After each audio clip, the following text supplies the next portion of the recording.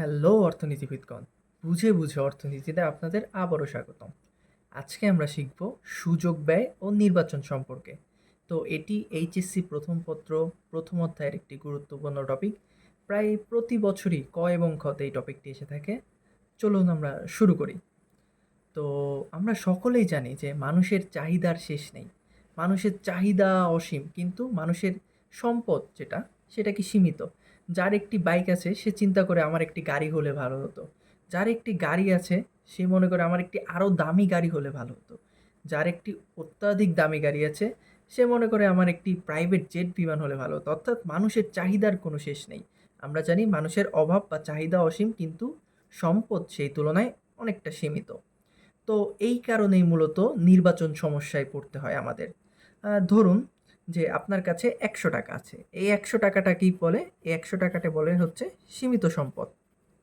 আপনার কাছে ১০০ টাকা হচ্ছে, সেটি হচ্ছে সীমিত সম্পদ। কিন্তু আপনার অভাব অনেকগুলো। কিসের অভাব? আপনার ঘরে চালের অভাব, আপনার একটি খেলনার অভাব, আপনার একটি আইসক্রিমের অভাব। অর্থাৎ আপনার ঘরে চাল নেই, আপনার আবার একটি খেলনা কিনে খেলতে ইচ্ছে করছে, অথবা আপনার অনেক দিন ধরে ইচ্ছে হচ্ছে আইসক্রিম খাওয়ার। তো এই ১০০ টাকা দিয়ে তো ৩টি পাবেন না, আপনাকে যেকোনো একটি অভাব বেছে নিতে হবে। তো আপনি কোনটি বেছে নেবেন? অর্থনীতির ভাষায় আপনার কাছে যেই অভাবটি অত্যাধিক গুরুত্বপূর্ণ, অর্থাৎ যেই অভাবটি পূরণ করা অত্যাধিক গুরুত্বপূর্ণ, আপনি কিন্তু সেটিই বেছে নেবেন। এক্ষেত্রে ধরুন আপনি চাল বেছে নিলেন। তো আপনার সীমিত সম্পদ দিয়ে অনেকগুলো অভাবের মধ্যে অতি গুরুত্বপূর্ণ অভাবটি বেছে নেওয়াই হচ্ছে নির্বাচন। আর এই যে আপনি চাল বেছে নিলেন, চাল বেছে নেওয়ার ফলে আপনার কিন্তু খেলনা এবং আইসক্রিম হাতছাড়া হলো। এই জিনিসটিকেই বলে সুযোগ ব্যয়।